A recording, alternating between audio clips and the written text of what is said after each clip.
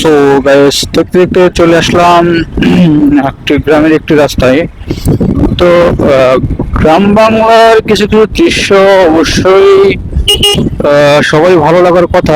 আমিও তার ব্যতিক্রম নই, আমারও ভালো লাগে। কিন্তু কিছু কিছু বিষয় রয়েছে যেগুলো হচ্ছে আমাদের নিজেদের সচেতন হওয়া উচিত, বা হচ্ছে যারা এই কাজগুলো করে তাদেরকে সতর্ক করা উচিত। তো সেই বিষয়গুলো আজকে আমরা দেখবো, যে আমরা যারা বাইকার আছি বা বাইক ইউজ করি এগুলো, এবং রয়েছে রাস্তায় কিছু যানবাহন, যেসব যানবাহন চলে, যে তারা কিরকম রিয়াকশন করছে। সেটা হচ্ছে যে এই মৌসুমে গ্রামের এইসব রাস্তায় খড় শুকানো দেওয়া। দেখুন, এখানে আমি দেখতে পাচ্ছি যে হয়তো এখানে শুকাতে দিয়েছিল অনেক, কিন্তু এখন এই মুহূর্তে নেই।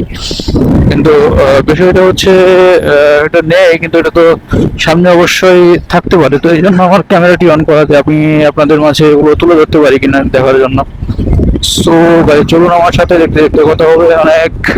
সো গাইজ, যেমনটা বলতেছিলাম, দেখেন এখানে আর অর্ধেক রাস্তা, প্রায় অর্ধেক রাস্তা দখল করে হচ্ছে ওনারা এই খড়কুটোগুলো শুকোচ্ছে। তো এটা হচ্ছে আমাদের ব্যর্থতা, যে এখনো পর্যন্ত বাংলাদেশে এই রীতিটি রয়েছে। ওনাদেরকে আসলে মাঝে মাঝে ইচ্ছা করে যে জিজ্ঞেস করি যে ভাই, আপনার জমি কবে কিনলেন, রাস্তার জায়গা আপনার কবে রেজিস্ট্রি করলেন। এটা আসলে ওনাদেরকে জিজ্ঞেস করা মনে হয় বেটার হবে, কারণ ওনারা যেভাবে এই খড়গুলো শুকাচ্ছে, তাতে অবশ্যই আমরা ধারণা করে নিতে পারি যে এই রাস্তার জমিগুলো তারা কিনে নিয়েছে। আপনি যদি কিছু বলতে চান, ওনারা আপনাকে পাত্তাই দেবে না। তো এই বিষয়গুলো আসলে খুবই দুঃখজনক আমাদের জন্য। তো চলুন দেখতে, চলতে চলতে দেখা যাক যে আরো সামনে কি রয়েছে। এই রাস্তায় আসলে এত বড় গাড়ি ঢুকিয়েছে। এটা আসলে যদি বাই চান্স কোনো কারণে দুইটি গাড়ি একত্রিত হয়ে যায় বা ওভারটেক করতে যায়, তাহলে কিন্তু বিশাল এক প্রবলেমে পড়তে হবে।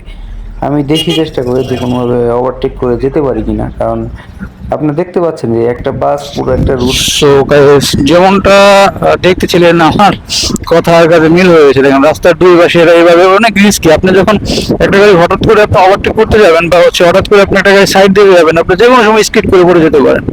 আসলে এদের কাছে একটা মানুষের জীবনের থেকে খড়ের মূল্য অনেক বেশি, বুঝতে পারছেন?